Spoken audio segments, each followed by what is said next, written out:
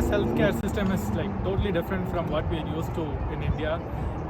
Electronic medical records, absolutely no training in India. The way you see patients, have consultants, talk to your like professors and things, totally different. So I struggled a lot during my first year of residency. It was almost to a point where they had to have a one-on-one talk to me as to, no, this is not going well. So I gradually picked up, and then I was one of the good residents who came out of residency. Fellowship was the same case. First year was a struggle, and then second year and third year were really good. So it's going to be a challenging task initially. So one of the big things is that the people who have done medical school or dental school here have way more confidence than us Indians, because we are taught to say yes, to respond differently to authorities than people respond to people of superiority here. And what we don't realize is that a lot of people are on a first name basis here, and while we do give respect, the way they interact with their superiors and respond to feedback is so different here. And so I think the key is confidence. Yes, and they expect you to challenge them whatever they say, and not say yes to whatever your preceptors or your seniors say. You have to have your own plan, you have to have your own set of thoughts, and not go with what others say.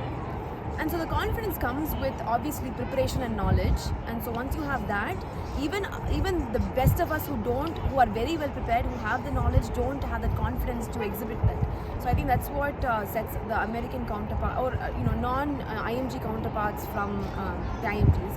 So of course it's not overdoing it and overconfidence, but making sure that you put yourself out there and speak up for yourself. That's one of the key things, not just in the medical world but anywhere, but I think that's the big difference. And then of course the electronic medical record, it takes time to get used to, and then the way we talk to patients is a little different. It's less authoritative. To our patients it's more like we have to kind of cater to their needs and cajole them, and then work in their ways and cater to every patient differently, because the volume we see is going to be a little less compared to India here. So those are the biggest differences. You necessarily provide advice, and you don't say that you have to do this. So that's a little different from what you are used to in India, probably.